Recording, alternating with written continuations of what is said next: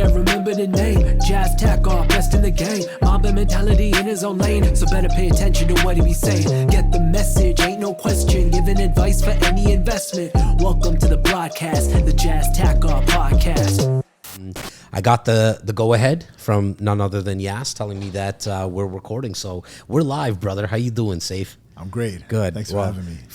You're welcome, man. I always appreciate people that are in the business and wanting to educate others. I think we're somewhat cut from the same cloth. It's actually the first time that we're meeting. Yeah. I've been speaking to your team. They've been speaking to my team, and we've been trying to get this set up. But there's a couple of videos that I saw on social of you guys that I was like, oh, this is interesting. Like my viewership consists of real estate investors, also real estate agents and entrepreneurs. But when I heard about the whole making additional income by converting garages, like all that, I was like, I gotta have these guys over here. Like I want to talk about that. So we're definitely gonna touch on that. But then there's also like your whole construction arm that you have, which essentially the company Newfore is a construction company, right? Exactly. Right. And you guys are based out of Hamilton? We are. And do you guys still do things in other parts of Southern Ontario? Like what's your setup in that sense, Seif? We service Toronto to Niagara. Okay. Actually, having our offices in Hamilton makes about 80% of our business in Hamilton. Oh, do you live there? Stony Creek, yes. Okay. So are you kind of born and raised here, man, or like? No, I immigrated in 2006 from Milton, from Abu Dhabi. Okay, cool. So basically, for big difference between Abu Dhabi and Toronto, or what? yeah, it's a big difference. Like just from a construction perspective, there's huge, right? Like it's just a massive difference. Yes, it's a lot faster there. Right. It's funny that you say that because that's an arching thesis about my thought process when it comes to investing into Toronto, because investors actually, in my opinion, have a leg up because it takes a long time. There's a lot less supply. There's still a lot of demand wanting to come into not only the city of Toronto, not only to Greater Toronto area, but the province and the country. And for investors, that actually plays out very, very well, right? Where places like Abu Dhabi, like here in Toronto, it takes like 10 years from application to like an actual condo building to be built. How quick do they do it in places like Abu Dhabi? Definitely not 10 years. yeah. I don't know if it's how exactly long it is, but I know that in the States, even like New York and whatnot, it's you're talking 3 years.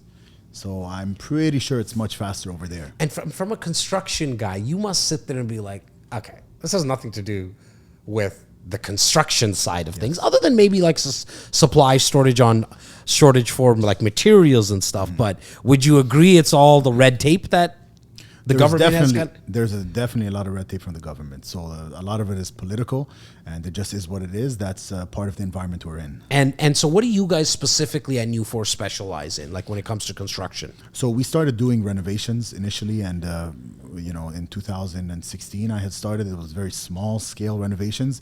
It grew from smaller scale renovations to larger full guts additions, second story additions on the back. We're doing a new build right now, and then we started getting into a lot of commercial, which is picking up big time right now. And why is that? I think because of COVID and the past 2 years, there's been the market has been quite iffy. So in the last 2 years, you've probably seen a lot of institutions hold back on funding that they have towards improvements and things like that. And we're starting to see in the last 6 months, I think it's coming up a lot. And that's on the commercial side of things. On the commercial side, and then what are you seeing like on the residential side? Is there people who are wanting to, because interest rates, I mean, at the time of this recording, we're sitting in fall of 2023. Good news is that the last announcement that just came out yesterday from this recording, the Bank of Canada didn't increase their key interest rate, but obviously we saw like 10 to 12 increases. Yeah. Are you still seeing people wanting to do renovations to the home because now they're thinking, well, look, man, I don't really want to move because I'm gonna have to pick up even a bigger mortgage with with the cost of borrowing. Why don't I just stay here, honey? Let's just maybe do the renovations. I know you want the bigger home, but maybe we can make the kitchen a little nicer. Is that happening in your business a lot more? Like has your business picked up in the last 10 months? Yes, a lot, again, on the commercial side. But Okay. to focus on the residential side, there is a little bit less end user renovation. So call it the end users, the homeowner, that they're just doing some renovations for personal use. The project size is a little bit smaller. Okay. So I would say there's a slight decline there. But then there's a lot more activity with investors. Because people that are really savvy and then they can do different things with the same properties, there's a lot of opportunity available in the market. And what are you seeing in terms of that kind of opportunity? Like, what are some of these investors actually doing? Well, with the biggest buzz right now is these ADUs, which is accessory dwelling units and or garden suites or laneway housing, all that stuff that you call them in different municipalities. And it's effectively putting a building in the back, or a home, sorry, rather in the back of your lot that wasn't there before. So it could be new construction, or it could be something that is existing that you're retrofitting into a home. Okay, now, so I really want to actually dive into that, because that's something that you've been, and your company has been all over the media, like traditional media, but also social media, what I like to call new media, do you guys help with the whole process of the zoning process and the permits and all that? Because I know personally for myself, I'm in the real estate business. I'm not in construction by any means, but because I've been doing this for 19 years now, I know a lot of people, and my Rolodex is quite big in that sense. But I don't have the time for that shit, nor do I even know the know-how. Yeah. Like, being a distant cousin in the like to the construction business, that's probably the toughest part. So can you walk us through, let's say somebody wants an additional unit in the back. Like you said, they're all pretty much, it all means the same thing. Like these garden suites, laneway housing, they're all an accessory dwelling unit at the end of the day. Okay. Exactly. So at least we debunk the myth that they're different things. It's all essentially the same thing. I should take it. There's a small caveat is depending who you're talking to. Fundamentally, they're the same thing. But let me give one small example. The lenders recognize garden suites different than laneway housing, because garden suites have direct access to the driveway, versus laneway housing only has that 1 meter pathway for emergency services to come in. So some lenders will only lend towards garden suites and not laneway housing. Very small, very minor distinction between the two. Now, from a real estate guy perspective, that will also tell me that the value is going to be higher on not the laneway. What's the other one that you mentioned? The garden suite. The garden suite. Yes. The garden suite's going to add a lot more value than the laneway housing, because you have the separate entrance to get in. Yeah. Is that safe to say? Fundamentally, it should. But the key word is should. We're at a point right now where it's shifting so much, because there's a lot of demand to build these type of units, that there's still not that many comparables. Anybody that's a residential investor knows that you make money as a residential investor with comps. So if you don't have a ton of comps there, then the lenders aren't recognizing it. If the lenders aren't recognizing it, then they're picking and choosing the appraisals that gets used. And so you're not getting the full bang for your buck yet. That doesn't mean it's not going to happen, because it's slowly starting to happen. And very important, I want to make sure that somebody who's maybe new to the real estate world, and when Seif says comps, well, what's that? That's jargon for comparables. And so what you're looking for when you're looking into buying a home as an investor, or even as an end user, like a first-time home buyer, what you want to ask your real estate agent to do, if you're obviously using an agent, is to look at comparable homes that have sold in that specific range in terms of area as well as time. So you don't want to go back 6 months to a year if you don't have to. A 60 to 90 day period is a fantastic comparable, as long as the home in itself is comparable, or the condo. They're both 1 bedrooms, they're both 2 bedrooms. Those are actually great comparables, and you generally want anywhere minimum 2, but you generally want like 3 comparables, because it tells a better story based on what the value of that property, what we call the subject property, the one that you're looking at, is value is going to be possibly. Correct. Now, going back to these ADUs, what's the process of like getting permits and the whole zoning process? Okay. First step is zoning. The great thing is, Bill 23, any residential zoning, you can essentially have up to 4 units. So if you're looking to do a whole duplex and ADU, or triplex and ADU type of thing, you don't have to go through any rezoning, okay? So it works sort of as is. So you which is literally fantastic. can just start building in the backyard. You need a permit. Okay. So it passes the zoning. step one, yes. So step one, so that's just one less step. So you got to go through the building department and get a permit. How do you do that? Contact, us or an architect that has experience with these specific type of projects, and then you'd start designing it. You got to see, okay, well, where can I put these in? There's requirements from the building code. Okay, you can't get rid of 50% of your green space in the frontage. You need to have a 1 meter clear path for any emergency services. You need to have your setbacks from the side of the lot, from the back of the lot, all that good stuff. Natural light requirements, so on and so forth on the inside of the unit too. Once that's all checked off, you have a engineering drawing set, which includes architectural and mechanical drawings. You submit that to the city. Eventually, they approve it, and now you have your permit. How long does that take? And depending on municipalities, is that a long process as well, even getting that permit? It's hit or miss because it depends on the plans examiner, but I would say it's an average of 3 months for the whole process. Usually you'll have 1 month of engineering and architecture back and forth and all that stuff, and then at least 2 months with the city. Okay, so on average, let's just say somebody builds is 700 square feet kind of average what's out there in terms of what's being built with like one of these ADUs? Yes, so 60% of your above grade Yep. square footage Yep. up to a maximum of 800 square feet. Perfect. So if we take an average home of 1,500 square feet, so we're probably in and around that 750 to 800, right? Exactly. Okay. So that 800 square feet is a good size 2-bedroom, Yes. right? Laneway home or any type of ADU. Yes. What would that cost? Just not the build yet. I want to get into that for a second. Sorry, but the whole architect, engineer, permit, and we're not going to quote you, but I just kind of want to get an idea for my guys and gals. If there's an existing structure, you're somewhere in the $5,000 to $7,000 range. And sorry, Seif, when you say existing structure, that could be Yes. like a garage. Exactly. Okay. You could have a 400 square foot garage. Got it. Would you really want to tear that down to just get 300 extra feet? Right. Probably not. So at that point, you'd repurpose the garage. So if you have something there that's existing, big enough, and in my opinion, that would be 350 square foot or larger, Okay. then use that.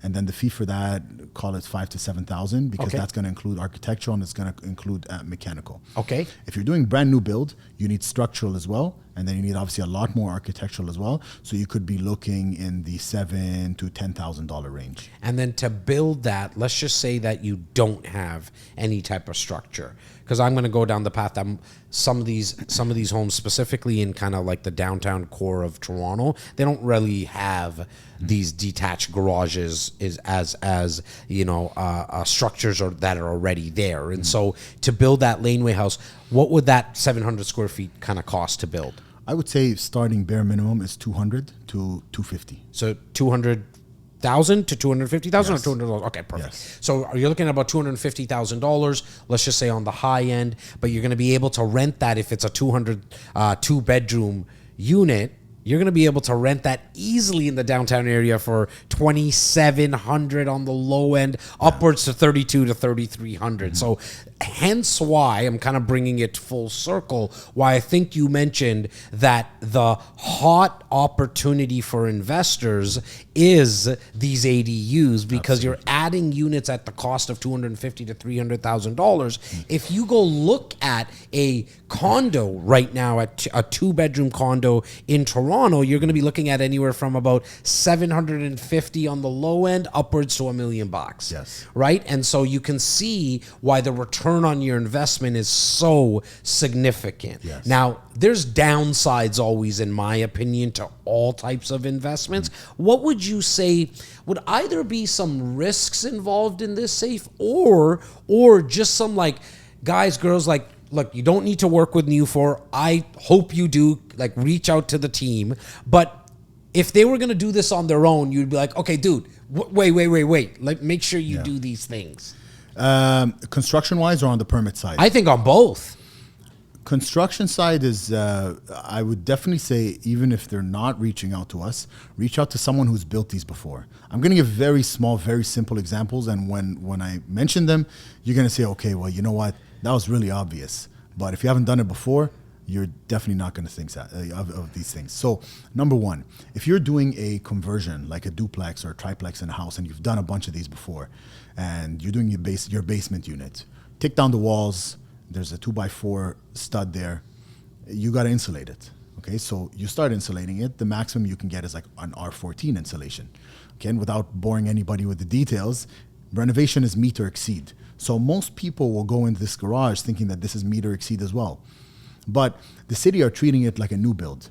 So in a new build, doesn't matter what you're doing, you're putting R22 in those walls. R22 doesn't fit in a 2x4 cavity, it fits in a 2x6 cavity. So if you go there and there's an existing framing, and you might think, okay, well, obviously I can repurpose it, so let me start all the stuff after. They're gonna ask you to take it all down because you gotta go with 2x6. Very small detail. It's only 2 inches. Massive headache. But massive headache if you've already gone the steps, sort of over and beyond and already done it because you're assuming. So there's little details like that are all over the place. If you're doing a basement reno, when you put floors in, you just install, if the floors look half decent, if they're pretty level, you put floors on. You can't do that in an ADU. Because a new build structure needs rigid insulation before you pour the slab. So if there's already a slab, and it's old, so there's no insulation there, now you got to put the insulation above. And now you got to put subfloor above. So now you lose like 2.5 inches on every door, so you got to raise all the doors. Again, very small detail, but if you haven't done it before, huge cost for rework. So best to work with someone that's done it before. Now, how long have you guys been kind of involved in like converting the garages and stuff? Because those are the videos that I was seeing on social media. Like, when did that craze start? Is that I think the bylaw, the bill was passed maybe even 3 years ago now. Yep. And then there were some revisions made to that bill, I think, as well, right? Like, there I think may they be. opened it up to like from a geographical perspective, right? Yes. Yeah. And then, so that started maybe about 3 years ago. But then it takes time for permits to get approved, people to actually take the incentive to want to go doing these projects. So we started working on them about 1.5 years ago. So it's pretty new for everybody. But all it takes is for you to do maybe just a couple of them, 2 of them, for you to really understand that, okay, I kind of get the hang of these, and I understand exactly how to build them, what the inspectors are looking for as well. And the people that are reaching out to you guys to do the conversion on the garage, is it people who already own their property, or is it even investors looking now saying, okay, I'm going to look at this single family home, I'm going to look at this duplex, but I see the garage in the back. Yeah. Hey, Seif and team, can you guys do this? Like, what is it, a mixture? It's a mixture. Yeah. A lot of people are thinking, oh, I'm already here, I have the home, I'm thinking of adding this in the back. But then many as well are calling us saying, okay, I found this with a garage in the back. Do you think we can put a unit in here? And does it have to be detached, by the way? The garage, or like, what if it's an attached garage? I think you can still do it with an attached garage. Okay. We haven't done any in full disclosure, but you can do it. But then it becomes more of a triplex than a completely separate detached, right? Got it. Because you have a shared wall at that point too. Yes. It's funny, I don't know if you're old enough, but there used to be a show called Growing Pains, and I used to watch this show. Nikki, I don't even know if you know it, bro. You might be too young for this, where the main actor in the show lived in the garage. And it was the coolest friggin' thing. Like, as a teenager, I was like, shit, man, I wish my parents could kind of build this out, right? Yeah. But then you grow up and it doesn't even exist. Like, Yeah. nobody has it. But it's funny, it's come around now, right? Like, Nikki, did you know this show or no? It sounds really familiar. Growing Pains, Mike Seaver, like, no, he lived in the garage. I might have been just before that. Or just Got after, it. sorry. Got it. But he never had a kitchen in there, actually. And that was kind of part of the show where he had to come, and his mother always still had to cook for him. And the dad was like, what the hell? You still kind of live with us. You know what I mean? But these things are built with full bathrooms. It's a completely separate unit, obviously. Right. And so how much is involved in like the plumbing and the electrical, even when they're detached, obviously? There's a lot. That's a brand new concept, because if you're doing the regular home conversions, duplex, triplexes, you're not involved with servicing. This one definitely has a servicing component to it, because you can tie into the existing services of the home, or you can tie into the city servicing direct. If you tie into the city, everybody always thinks, well, let's do it straight to the city. But then some services don't fall under the city grants, and then you're not able to get a lot of the services covered. So then you'll start hiring public contractors, and then doing the curb cuts out of pocket and all the street work out of pocket. So the cost difference between you doing a service trench tying into the home versus tying into the city lines directly is probably about $25,000 or $30,000. Is there any downside to going through the home though? Then on that, like I don't see No. a downside to that. Then No, so you're probably better to just do it from the existing structure yes. that's like from the home, like in terms of look, the if pipes there was a severance play, yeah. where it's like, okay, if you could go straight to the city line, then you could do a severance, that would be massive. Then for sure, then it would be worth it because the value of this thing is going way, way up. Right. But there is no severance play because you're not going to be able to sever the lots. Even the addresses that they issue, it's not the next number over. It's the same number. They just add a letter to it. So and it's Hamilton is R. R? But yes. So it's always 1, 2, 3. Once I see 1, 2, 3 R, that means it's an ADU. Exactly. Okay. But in different municipalities, it might be a different letter. So it's just R in Hamilton. But Yeah, I think because it's something I'm else going to here. find out what it is in Toronto because already in Toronto you get 123A and 123B as addresses, right? Like when you see semi-detached Yeah. sometimes. So I'm actually curious because, you said something earlier which you're bang on because even as a real estate agent, we have not really seen a lot of people selling properties with the additional units in the back. And so it's really hard to still put a number to it where what we do, if people are wondering in that situation, we don't do what we were talking about earlier, which we're using a direct comparison approach. Now we're looking at more of a cost approach. Yes. And that's why I was asking Seif, like, how much does this actually cost to rebuild? So in that example, we're looking at $250,000. If you're looking at another property that you might want to add an accessory dwelling to, you're going to add the 250 to it and see what that new value will kind of work out to be. I want to also kind of jump to something else you guys do a lot at Newfore, which is renovations, Yes. like in homes. What are some things that are kind of the new stuff that's coming out? So like we can kind of try to stay ahead of the time. Like what are some of the renovations that you're noticing people are doing kind of late 2023 or asking for that you actually see the values jump because they did that? Okay, for end users or for Yeah. investments or for both or color I think palettes? both. We can talk to our end user group and we can talk to our investor group as well. So I think the whole grays and that kind of stuff has been done. So like the gray what about the white cabinets? Honestly, there's a lot of nice white cabinets, Yeah. but it depends what you're doing with the rest of the space. Okay. So don't just go all white or all grays and white and with gray walls and gray floors and all that stuff. Okay, It's so way that's going too to kind of overdone. played out now. It's very played out. Okay. So what you want to do now, you want to stick to the natural color palettes. So if you have a natural wood colored floor, right? Potentially the same color base cabinets in a kitchen and then a different upper cabinet. So a 2 or a 3-tone kitchen. The black kitchens, super popular. Wow. Black Okay. doors, so black slab, just door slab, everything else staying white. But kind of stay away from this whole everything being gray type of thing. So the two-tone is kind of making its way back now. Yeah, definitely. Okay. And there's also if you want to also ask what's going to be popular, the green. So that's starting as well. It started this year. Like green, like are you talking about green kitchen cabinets and Yes. stuff like that? Wow. Yeah, Okay, so like- I haven't seen that really. Like a dark green, yes, and you can have that dark green as a 2-tone as well with a green and a black. And initially when I say it sounds, oh, well, that's weird. But you'll see a picture and you'll say, you know what, I love it. It's nice. Yeah, because I haven't seen that. Like even when we're doing decors for our clients when it comes to new homes and new condos, like that hasn't even come out as an option. The two-tone stuff I'm seeing, and that actually looks really sexy to me. I like the modern chic look to the two-tone. I'm always thinking long term as well, like that 10-year kind of window, that decade window. Like, is this gonna be timeless? I feel like the two-tone stuff is going to be okay from that perspective. It might not be evergreen in terms of last you 20 years, but most of the time you're going to do a renovation anyways. The green stuff worries me a little bit, but once I actually see it, then I can kind of make a comment to it. Like, is that stuff that you guys have done already? Yeah, we've done a couple already. Okay. And then we have a few that are in design that are still in the works. Anything that is too trendy and really out there is not going to be around for 10 years, 20 years. I agree. Right? Those natural colors are though. So if you get like a natural color, kind of a walnut color, I was about to say like walnut, like those Yes. things. I still see them in homes that were done like 20 years ago, and like Yes. that they've been refaced again. Yes, and it still looks good. Still looks good, man. It and still then you looks do that good. with a white or with some black or something like that, it still looks good. But those ones like the green is going to be just like the blue was 5 years Right. ago, 6, 7 years ago. Right. It's already kind of out. Right, And maybe 100%. it's been 5 years. And are you guys doing a lot of like exterior renovations now as well? Is that something that you guys kind of Usually, if people bring us on board, if customers bring us on board, we typically do the exterior rentals as part of an interior. So customers will come in and they say, hey, we want this addition, or this is a full gut, plus I want to do some work on the outside. We don't typically get called in for just exterior work. Okay. People usually renovate from the inside out. Yeah. So they start with the interior first, and then they work towards the outside.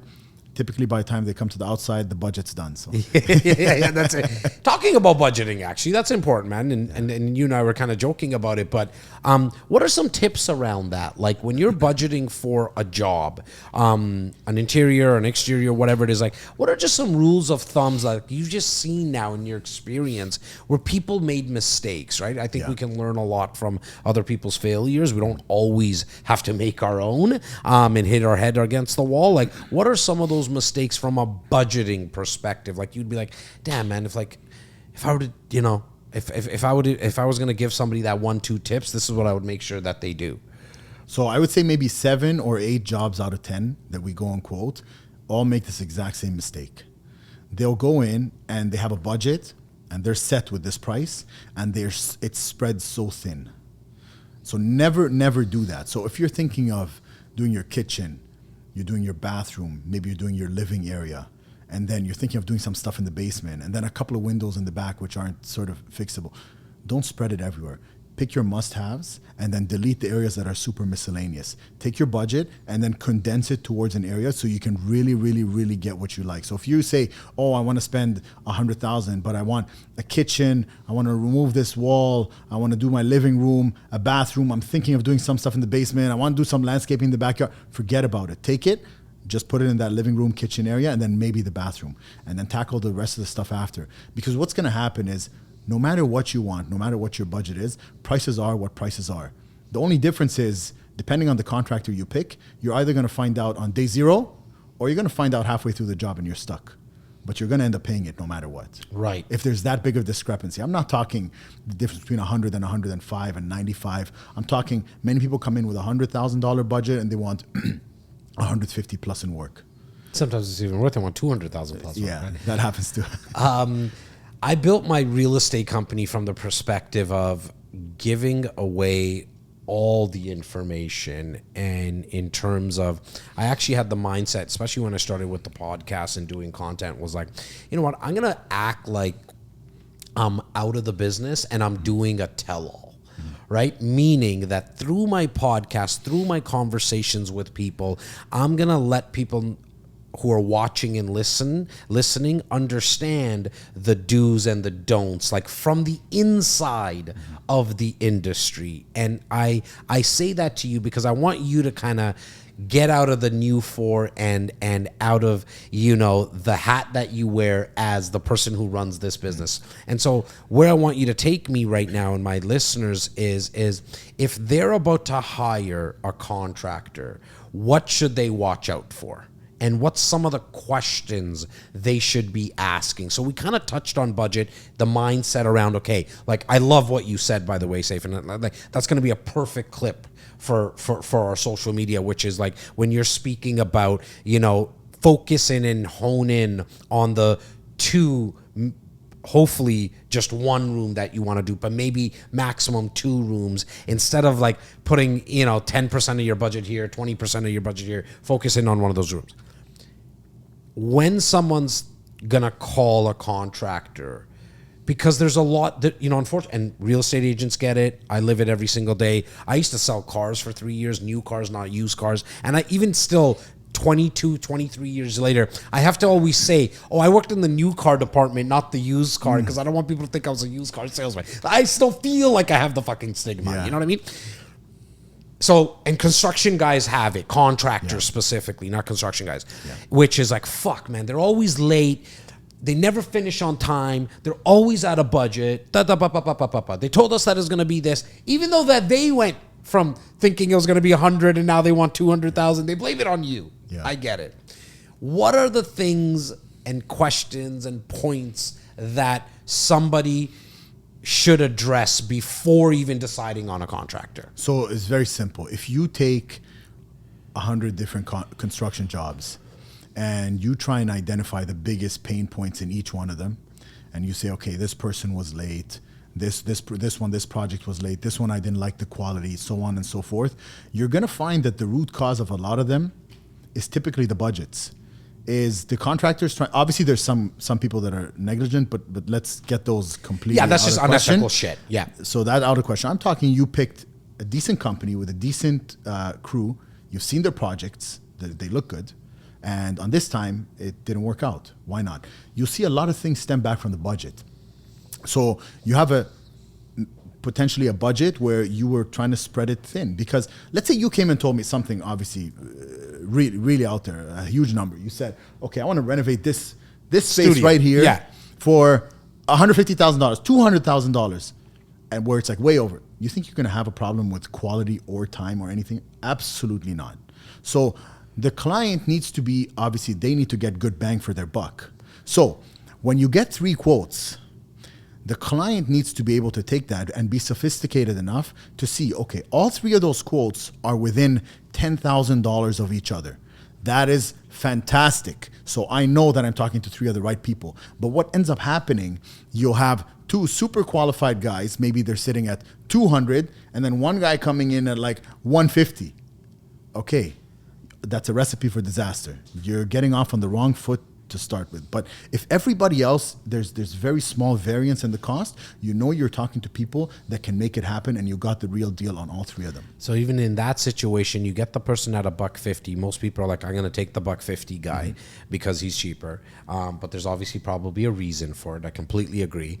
I would probably then go back and get a 4th quote to see, like, let me get close. I want to try to see if I'm getting closer to those 200, the 2 people at 200,000, and then kind of make the decision. Because it's funny, you said 3. I always live by that. Like when I get quotes for anything, I'm generally looking at 3 people. Do I always go with the guy or the girl in the middle? Not all the time, but most of the time I'm looking to see who did I have that good experience with just from a conversation, who has, maybe some of the best customer reviews. That could be online, that could be from a referral. Do you feel like most of your business comes from like referrals now, or where are you at like in terms It's of all over the place. business development? People find us online. People find us through social media. People talk about us. We get referrals, and then sometimes we get stuff from TV where people's like, "Oh, I saw you guys on TV. I gave a call." A big thing, actually, people always see our vans, our trucks. They're like, "I saw your vans. I love them," and they give us a call. Why is there something like different about the vans? Sorry, I haven't seen them yet. Like, is it just like the branding on your vans? You mean? Got it. They look amazing. Okay, cool. All right. We got to see that, Nikki. You got to take a look at that as well. That's really cool. Just from a lot of my viewers and listeners are also entrepreneurs, and so I always like to kind of take the conversation there at times as well, because we can learn a lot from other industries. It doesn't need to always be like, I picked up a lot of my marketing and sales and branding and leadership skills from people in other industries, because everyone in the real estate industry, we're kind of like sheep at times, you know what I mean? And I'm saying I'm one of them at times too. Like, we just kind of follow what everyone else is doing within the industry. And so what were some of some things in and around your business that you maybe had some obstacles that you had to get past? Like, was COVID a tough time for you guys? Or I know you were kind of starting just before COVID. Yeah. So COVID, anytime something like that happens, where you get something extreme in the market, rate hikes or rates go down a lot, or COVID or anything like that, you probably have to pivot. So we pivoted hard during COVID. And how did you guys actually do that? Because end user renovations. There were so many of them, and then all our commercial jobs overnight, just that's it, shut down. Right? Yeah. Because you couldn't work on them. They weren't deemed essential. Investment properties were a big question mark because the landscape was changing. So there wasn't a lot of that larger volume business that we typically do, and we had to go to end user renovations for homeowners. And people that are not in the industry think like, oh, maybe that's not, what difference is it you're doing in this space or that space? Huge, because the homeowner you have to babysit. The homeowner, you can't give them 5 options and he just say, just pick this one. They don't want to pick. No, they've been thinking about this for 2 years. It's a lot more emotional. You got to pick 50 different options. So now you have design consultations. 50 different pot light options. Yeah. I know it is. So we moved offices. We set up a showroom. We started doing all the design consultations and all that stuff. So we did a pretty extreme. And at that time, because I saw that there was a low hanging fruit, some contractors weren't even going out to quote. They're like, sorry, we couldn't come to your house. You know, it's COVID. Yeah. So we're like, we'll come. We'll put on a mask. Yeah.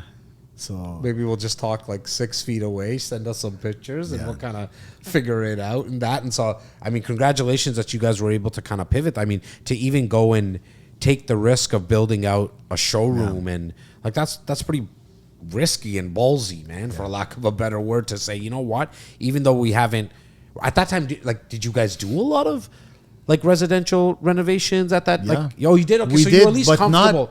Yes, but I'm talking, you know, hey, pick from these 5 different types of floors. Now you're coming in, you're seeing an option, you know, with it in the showroom, there's like 30, 40 different options, hardwood, engineered, different types of wood, vinyl, click, glue down. It's like you have so many options. Yeah. Tile, same thing. Kitchen cabinets, same thing. Back then we weren't doing kitchen cabinets in-house. Now we do it in-house. So we install kitchen cabinets in-house. We get the panels and everything made and manufactured. We never used to do that back then because we didn't need to. An investment is cookie cutter. Right. It's a white shaker. 100%. Nobody's doing anything else. 100%. So a different business. And so I think I'm on the right track when I'm speaking with my clients, and they are wanting to like do a bunch of upgrades to their properties, specifically the condos. Like sometimes our clients who are investors, they're buy and hold, and so they're gonna have tenants in there. They're gonna need to really think about the wear and tear, the longevity of certain, you know, types of flooring and kitchen cabinets, so to speak. And I'm always like, look, don't spend that much money on the upgrades because the tenant doesn't give a shit about the fact that you had quartz over granite or whatever. You know what I mean? Like, yeah, it looks nicer. Maybe rent a little quicker, but very rare does it rent for higher. Am I off by that from your perspective? Like, I want to get your opinion. You have to be that. specific what kind of upgrades you do. I find one that is a very small cost difference is maybe the color of the cabinets.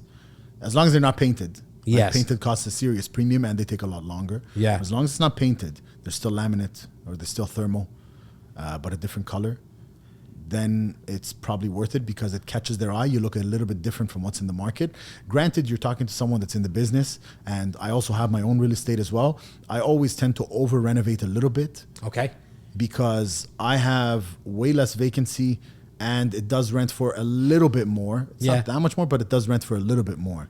So little features that look, you know, one accent wall, stone countertops, but don't pick the grade 1 Caesar stone builder grade with the white with the speckles in it. You know, do something nicer with a vein in there. Yeah, it costs you a little bit more. Yeah. Put a waterfall in there. So the whole renovation costs you what, 5,000, 7,000, 8,000 more per unit. But when they look at it, when tenants look at it versus other ones, other units, it's a big difference. And that's why, you know, I'm glad that you said that. That's why I mentioned, like, it might rent a little quicker because when they go back home, they saw 7 places with their real estate agent or by themselves.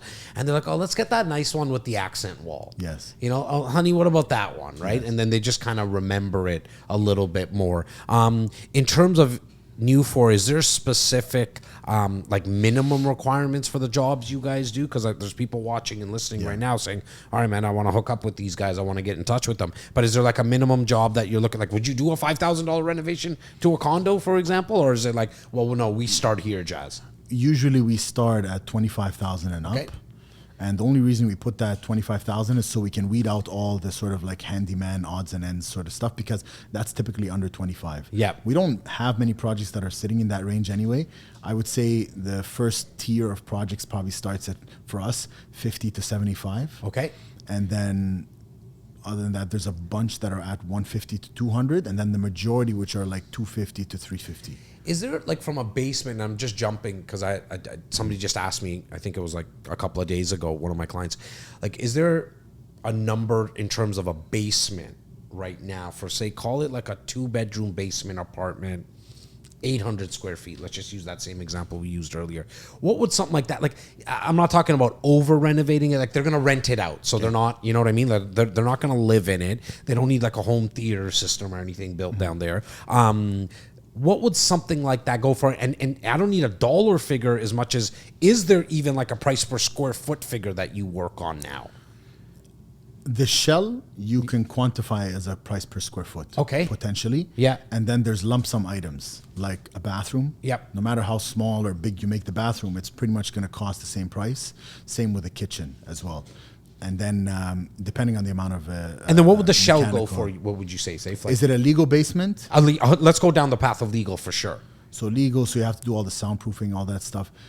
So for the shell, framing, drywall, with the finishes, flooring, doors, trim, paint, electrical, you're probably around, depending on the size of the basement, $85 to $95 a square foot. Right around there. Okay. Something like that. Yeah. Okay, perfect. Okay, because And I was... then add the lump sum prices onto those. And then bathrooms are, you're probably at 10 grand? Yeah, it depends on the In bathroom. and around there, that's what I'm Sometimes I do in my rentals, I do a curbless.